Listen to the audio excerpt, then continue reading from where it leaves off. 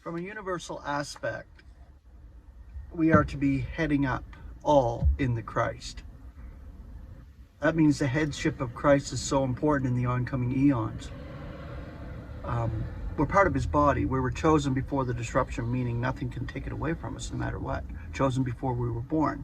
Nothing we did constitutes our membership in the body of Christ. This was already done previously by God. So we have nothing to boast in. Absolutely nothing. And God is making each one of us in the process he's doing it. Like, it's a process because of what God has given each one of us. It'll be known to each one of us fully what we have at the days of Christ in the oncoming eons, what our lot is. But Ephesians 1:11, in whom our lot was cast also. Beautiful passage of scripture. But the one before that speaks of the headship of Christ and its universal aspects. Ephesians 1:10. It is with this in view that Paul writes of our allotment among the celestials. It is in this one, Christ, that we are accorded a place. This takes us back to the divinely appointed system of casting lots in order to establish a choice. The principle is stated in Proverbs 16:33. The lot is cast into the lap, but the whole disposing thereof is of the Lord.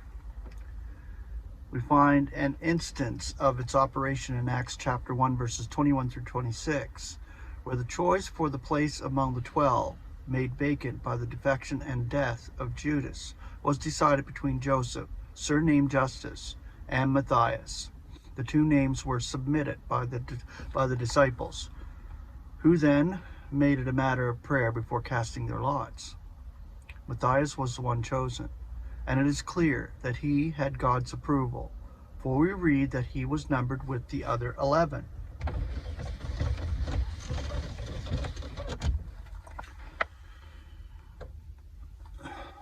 Our lot has been determined for us by God long before we were born. We have an allotment in Christ as the beloved, just as Israel has an allotment in him as their Messiah. Their allotment is on the earth. Ours is in the heavenlies, among the celestials.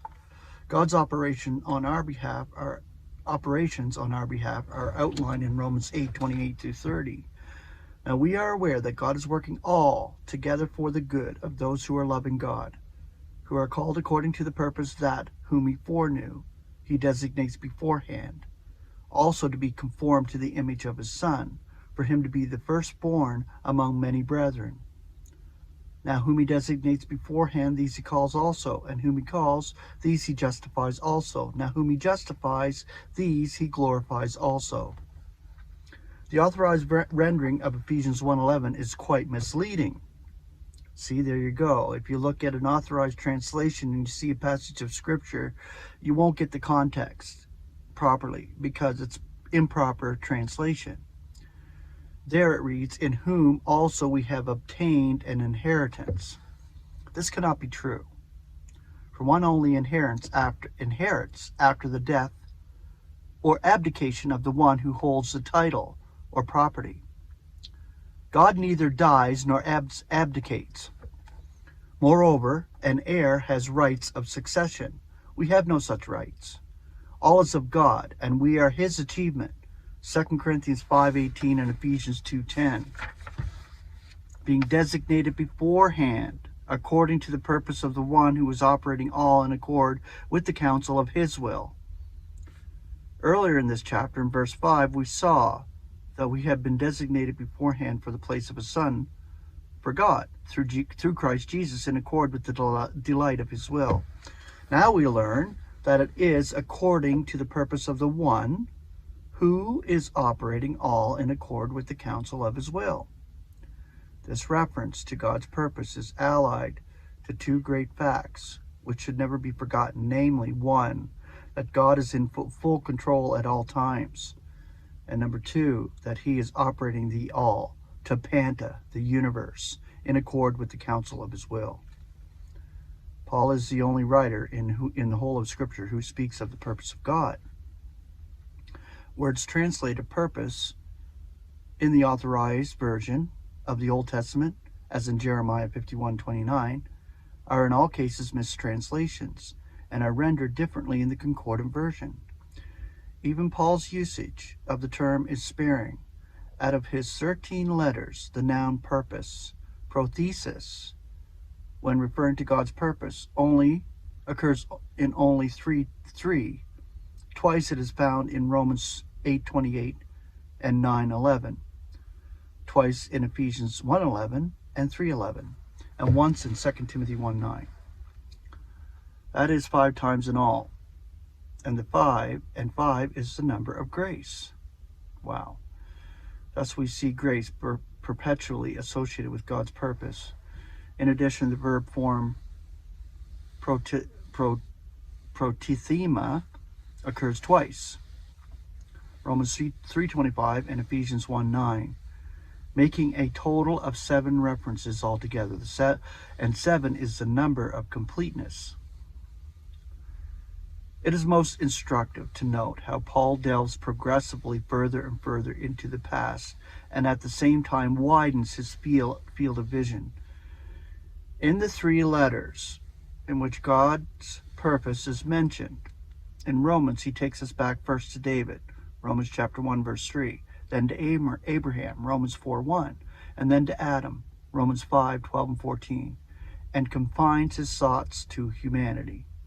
In Ephesians, he takes us back before the disruption and into the celestial realms.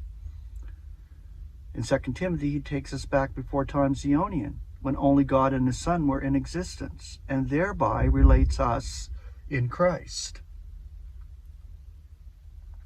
to all that has come into being since. In that gift made to us in Christ before the eons began, and therefore before God's purpose of the eons was put into operation, God truly established the end from the beginning, and acknowledged the fact that Christ would have a complement through which he would be completing the all in all. Ephesians 1:23. This can only be because God can operate all in accord with the counsel of his will. Through Isaiah, he declared, I am El, and there's no further Elohim, and the limit is as me, telling from the beginning and the hereafter and the aforetime, and from before aforetime what is not yet have been done, saying, all my counsel shall be confirmed, and all my desire will I do. Indeed I speak, indeed I will bring it about. I formed, indeed I will do it. Isaiah 46:9 through 11. And again in Isaiah 55:11 and 12, he said, my word shall not return to me empty, but rather it does that which I desire, and prospers in that for which I sent it. God's purpose depends solely and entirely upon himself. When he formulated it, he took counsel with no one. We stand in awe whenever we consider this, and exclaim with Paul, oh, the depth of the riches of the wisdom and the knowledge of God. How inscrutable are his judgments and untraceable his ways. For who knew the mind of the Lord, or who became his advisor, or who gives to him first, and it will be repaid him, seeing that out of him and through him and for him is all. To him be the glory for the eons. Amen. Whenever we come to think of ourselves as somebody of importance, let us remember what God said to Job. Where were you when I founded the earth? Job 38:4. Where indeed were we when we were so richly blessed by this gift of grace in Christ Jesus? Yet before any part of creation other than the Son of God's love had come into being, we were in the mind of him who is operating all. The fact that God is operating all in accord with the counsel of his will clearly destroys the claim often made that man is able to control his own destiny, or the idea that God is continually adjusting his operations to accord with human decisions. God's will is paramount, and he is able to operate in whomsoever he wills, and whatever way he wills. To whom he will, he is merciful, yet to whom he will, he is hardening. Romans 9:18. Pharaoh, an outstanding opponent of God's will in his day, was not allowed to thwart God's will. With us, on the contrary, he is operating in us, to will as well as to work for the sake of his delight. Philippians 2:13. So he's operating in us. We don't have a say in this. God's Spirit is making its home in us richly. There is, however, a subtle difference between God's will and the counsel of his will. We have already noted this in connection with Christ.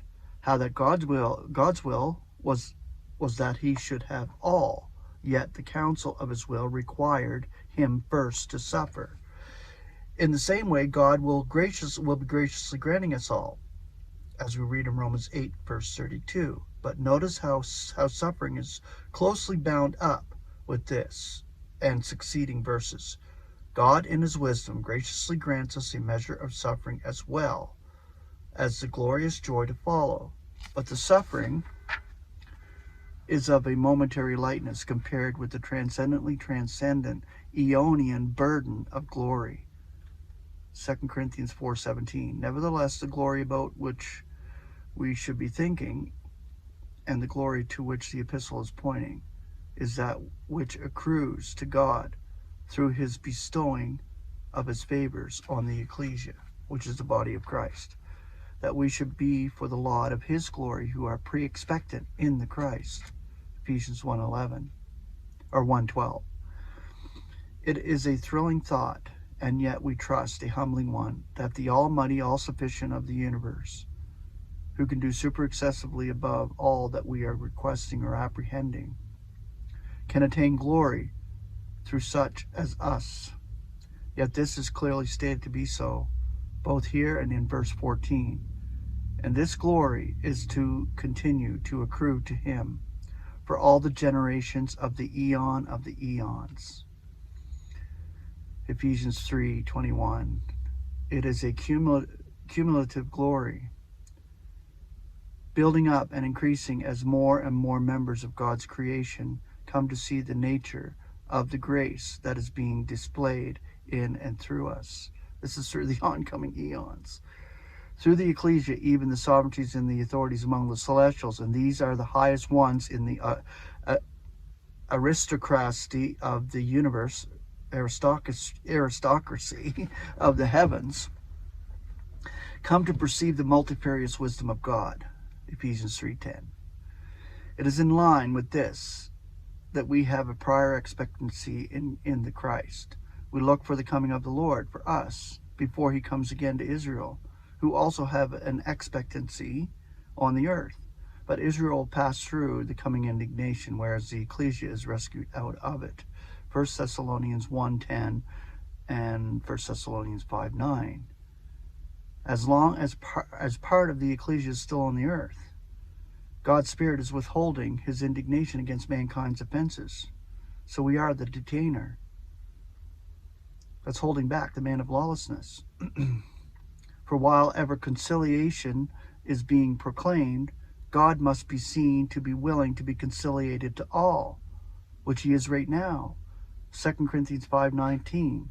But when the ecclesia is withdrawn, then that which is detaining will no longer operate. The man of lawlessness will be unveiled, and God's indignation will be released in full vent against all injustice and unrighteousness.